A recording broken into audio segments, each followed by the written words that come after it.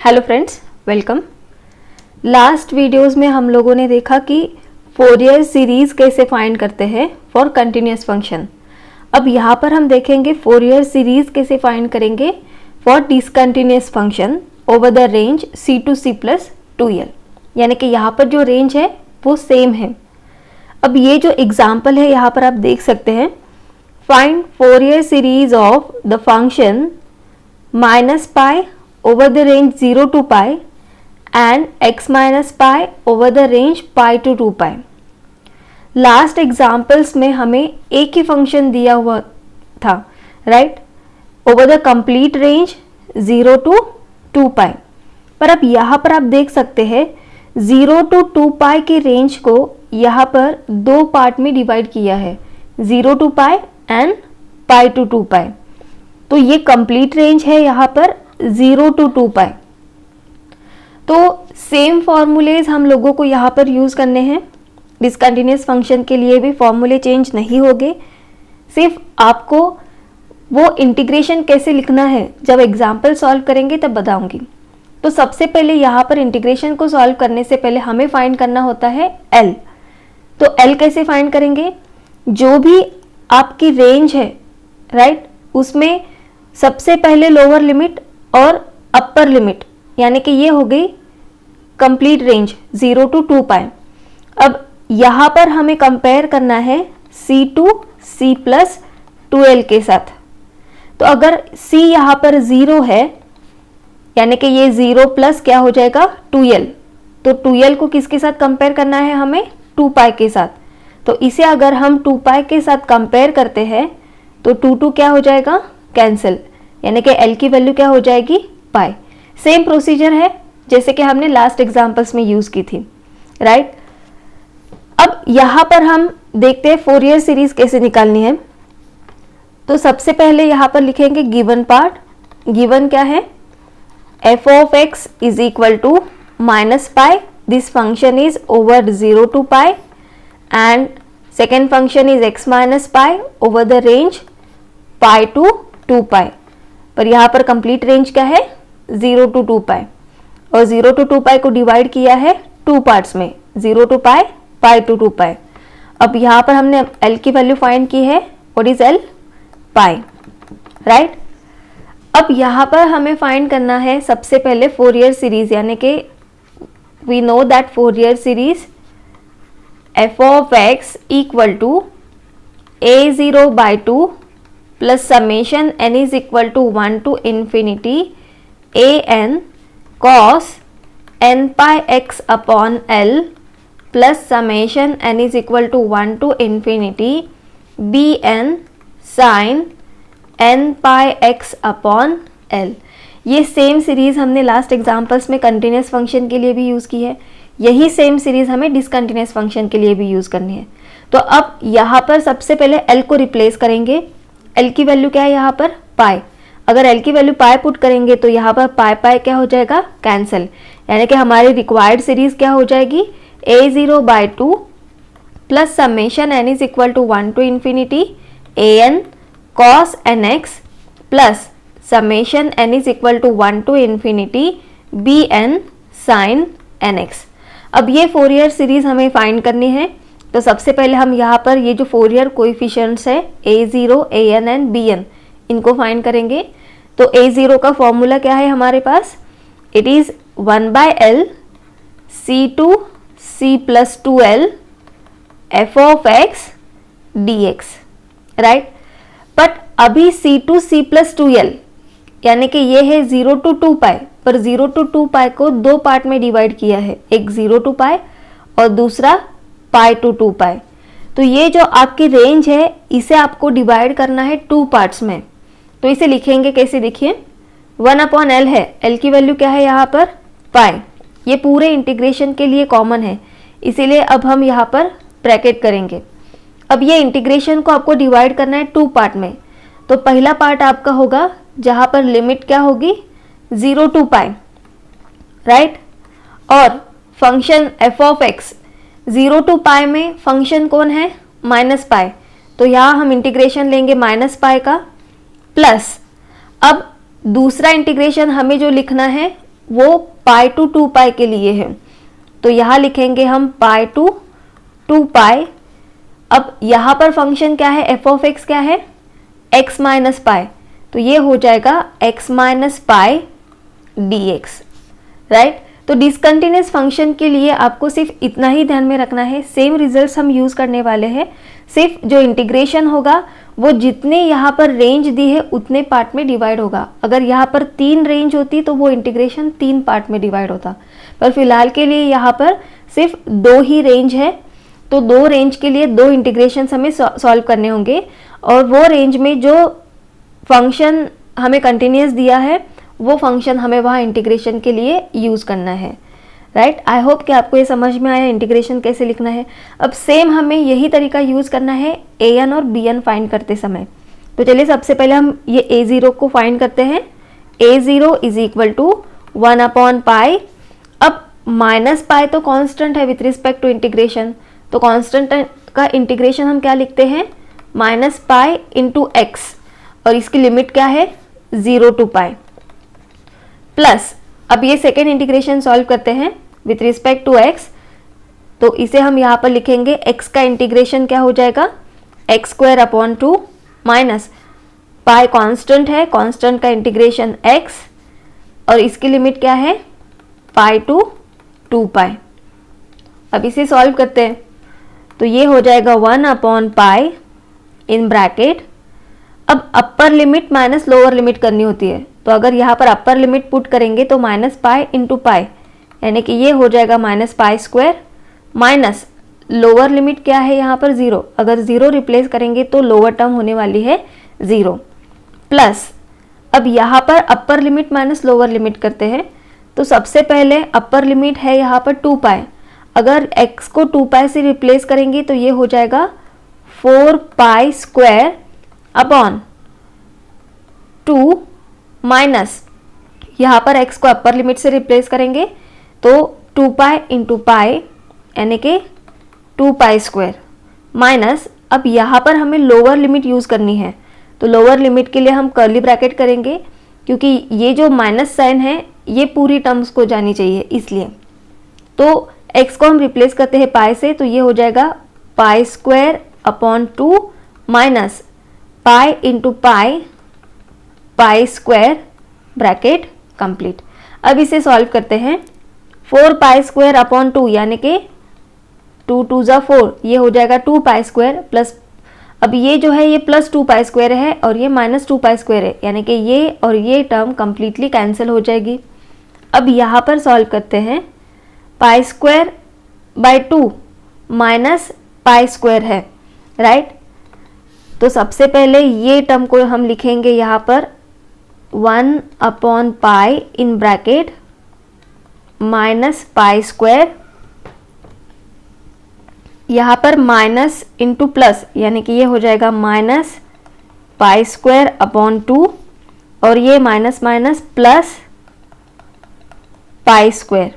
अब यहाँ पर ये माइनस पाई स्क्वायर और प्लस पाई स्क्वायर कैंसिल हो जाएगा, तो यहाँ पे बचा क्या फिर 1 upon pi into minus pi square upon 2, तो यहाँ पे एक पाई कैंसिल हो जाएगा, यानी कि ये वैल्यू हो जाएगी माइनस पाई अपॉन 2।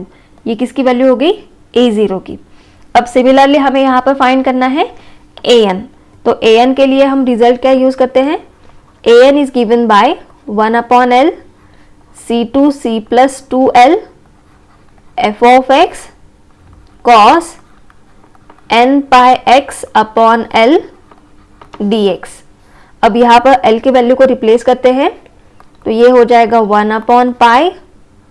अब फिर से यहाँ पर आपको ध्यान देना है कि फंक्शन 2 है, तो 2 लिमिट्स आएंगी यानी कि 2 इंटीग्रेशंस आएंगे। तो सबसे पहले इंटीग्रेशन होगा 0 टू पाई के लिए, तो यहाँ पर हम लिखेंगे 0 टू पाई, 0 टू पाई में कौन कंटिन्यूस है माइनस पाई, तो ये हो जाएगा यहाँ पर माइनस पाई इंटू कॉस, अब l की जगह पर हमें क्या पुट करना है पाई, पाई अगर पुट करेंगे तो पाई पाई कैंसिल हो जाएगा, यानी कि यहाँ पर बचा सिर्फ nx dx, प्लस अब हमें दूसरी लिमिट के लिए लिखना है पाई टू 2 पाई के लिए, तो इंटीग्रेशन होगा पाई टू 2 पाई और वहाँ पर फंक्शन कौन है, x माइनस पाई कंटिन्यूस है, तो ये हो जाएगा x minus pi into cos pi pi cancel हो जाएगा nx dx। अब यहाँ पर सिर्फ फंक्शन चेंज हो रहा है, 0 टू पाई के लिए माइनस पाई है और पाई टू 2 पाई के लिए x माइनस पाई है, बाकी ये जो टर्म है ये एज इट इज रहेंगी, राइट। तो अब ये इंटीग्रेशन सॉल्व करते हैं, तो 1/पाई ये क्या हो जाएगा, माइनस पाई कांस्टेंट है इंटीग्रेशन के बाहर, 0 to pi cos nx dx plus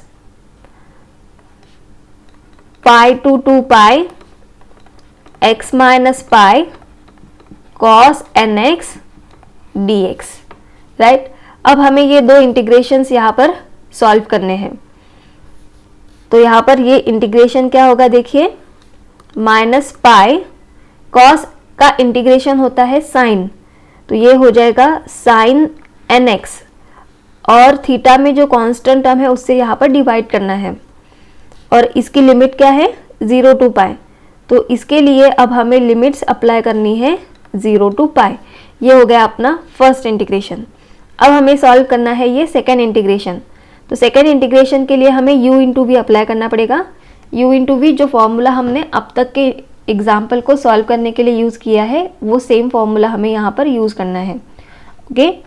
तो उस फॉर्मूले के हिसाब से सबसे पहले x माइनस पाई कॉन्स्टेंट रहेगा, कॉस का इंटीग्रेशन होगा sine nx upon n, right, minus अब x माइनस पाई का डेरिवेटिव वो है 1 और साइन का integration minus cos nx upon n square. n square क्यों आया आपको समझ में आया होगा, लास्ट टाइम हमने ये टाइप के एग्जाम्पल सॉल्व किए हैं। पाई टू 2 पाई अप्लाई लिमिट। अब यहाँ पर 1/1 टर्म सॉल्व करते हैं, 1/पाई। अब साइन की टर्म है, साइन की टर्म में अगर x की वैल्यू को हम पाई से रिप्लेस करें तो ये हो जाएगा साइन n पाई, राइट। पर आपको ध्यान में रखना है sine n pi is 0, sine 2n pi is 0, sine 0 is also 0 because here n is integer और अगर n की वैल्यू 1 2 3 4 कुछ भी रखे तो साइन क्या होने वाला है 0, राइट। तो यहाँ पर इंटीग्रेशंस की लिमिट अगर पुट करेंगे तो ये आंसर आपका होगा 0 प्लस। अब यहाँ पर देखते हैं सेम है, x की वैल्यू अगर 2 पाई पुट करते हैं तो साइन 2n पाई होगा, तो साइन 2n पाई क्या है 0 और अगर x की वैल्यू पाई पुट करते हैं तो साइन n पाई होगा और साइन n पाई भी क्या है 0। तो इसीलिए दोनों लिमिट के लिए ये टर्म भी क्या हो जाएगी 0, यानी कि पहली और ये दूसरी टर्म हमें लिमिट पुट करनी नहीं है। अब लिमिट पुट करनी है ये थर्ड टर्म में हमें सिर्फ, राइट। सेकेंड टर्म भी 0 हो गई। अब ये जो थर्ड टर्म है ये माइनस माइनस हो जाएगी प्लस, राइट। अब अपर लिमिट को यहाँ पुट करते हैं तो ये होगा कॉस 2n पाई upon n square minus lower limit को पुट करते हैं, x की जगह पर पाई पुट करेंगे तो ये होगा cos n pi upon n square. अब इसे सिर्फ हमें सॉल्व करना है, 1/पाई into cos 2n pi. What is the value for cos 2n pi, always remember cos 2n pi is 1 and cos n pi is equal to minus 1 raised to n.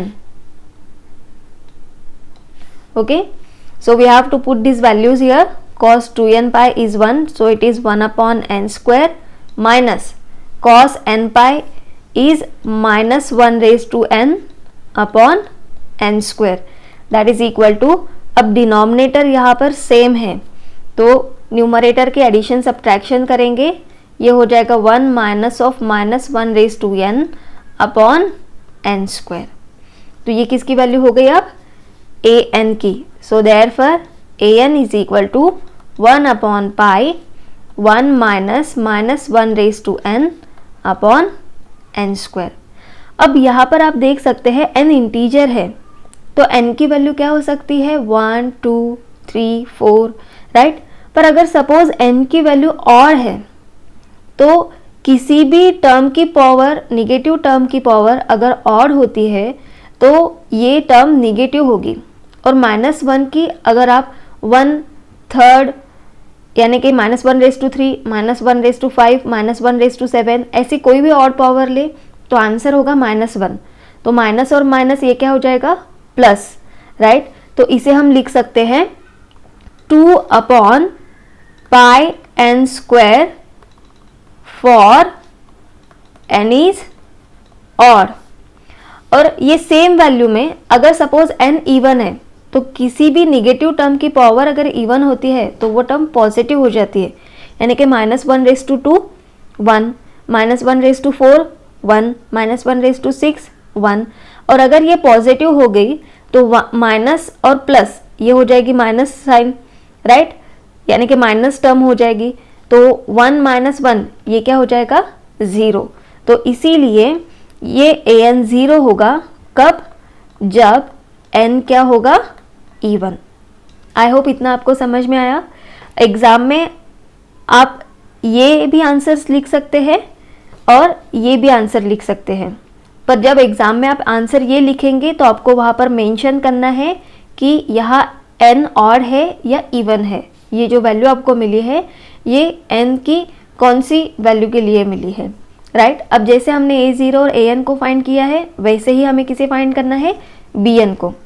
तो bn का result लिखते हैं सबसे पहले। bn क्या है, bn is equal to 1/l c2c + 2l f of x sin n/x/l dx।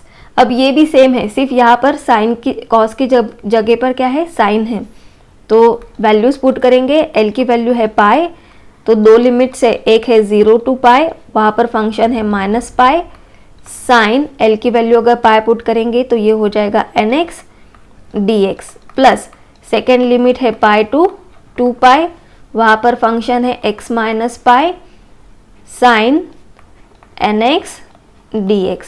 अब ये इंटीग्रेशन सॉल्व करते हैं तो 1/पाई, सबसे पहला जो इंटीग्रेशन है वहाँ पर -पाई कांस्टेंट है और साइन का इंटीग्रेशन क्या होता है, राइट, वो होता है -cos nx अपॉन जो थीटा है उसके डेरिवेटिव से डिवाइड करना है तो ये हो जाएगा डिवाइडेड बाय n।